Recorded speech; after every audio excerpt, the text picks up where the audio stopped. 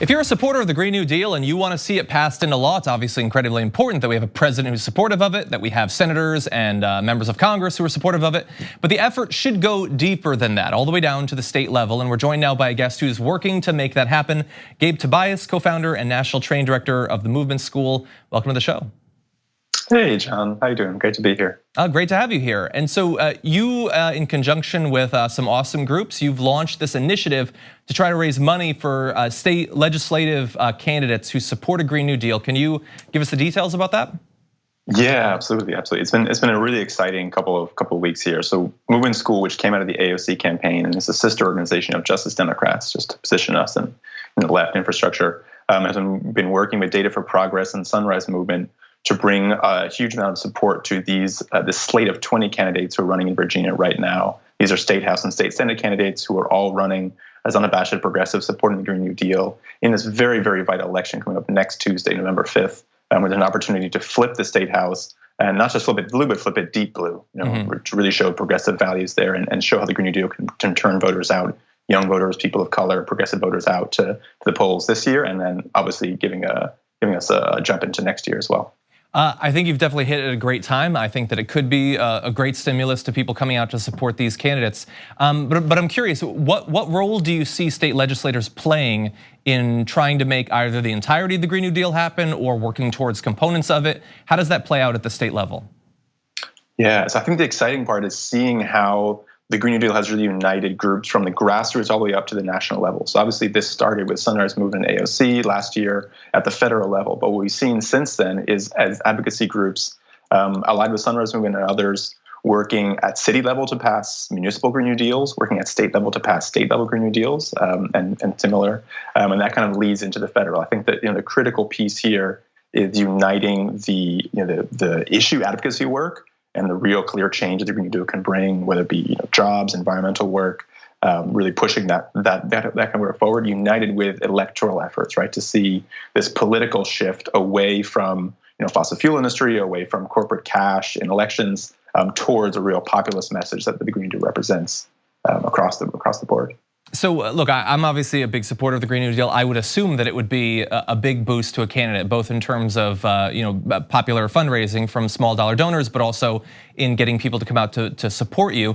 So I'm curious, in the case of these 20 candidates, have they found that when they're campaigning, when they're talking about this issue, is this something that at the more local level is stimulating a lot of interest in their elections?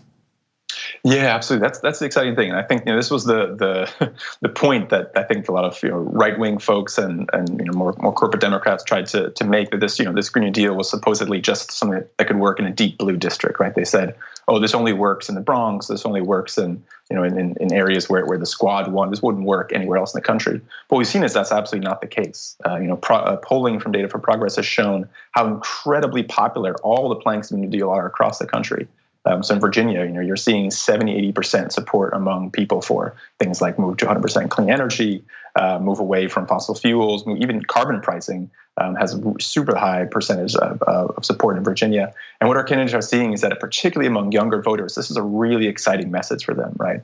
Younger voters really feel the impact of the climate crisis coming in, and to have candidates coming out not just talking about sort of bread and butter issues, but really saying this is a moment where we have to be mobilized and be excited and take that not just to the street but to the polls as well. And so we're looking forward to seeing that next week in Virginia.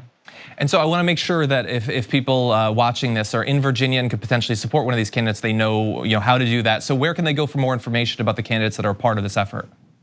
So we'll share along with this video and social media for Damage Report the link to the fundraising site that Data for Progress has been running for this, where you can see the list of the 20 candidates and learn a lot more about each of them. And if you're in Virginia, please go out.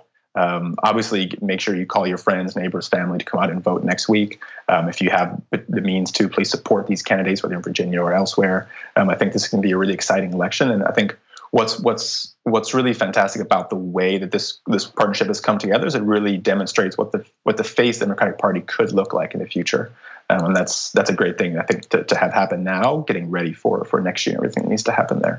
Awesome, awesome. And so if you're watching this, definitely follow Tobias on Twitter, follow at The Damage Report on Twitter, and you'll find information about this.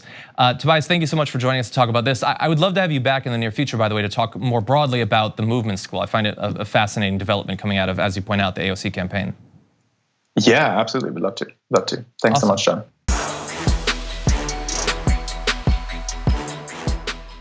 For more political news, breakdowns, interviews, stories of activism, and me trying my hardest to care about the occasional big celebrity news story, subscribe to our YouTube channel at youtube.com/thedamagereport. And you can ring the bell wherever it is so you don't miss anything.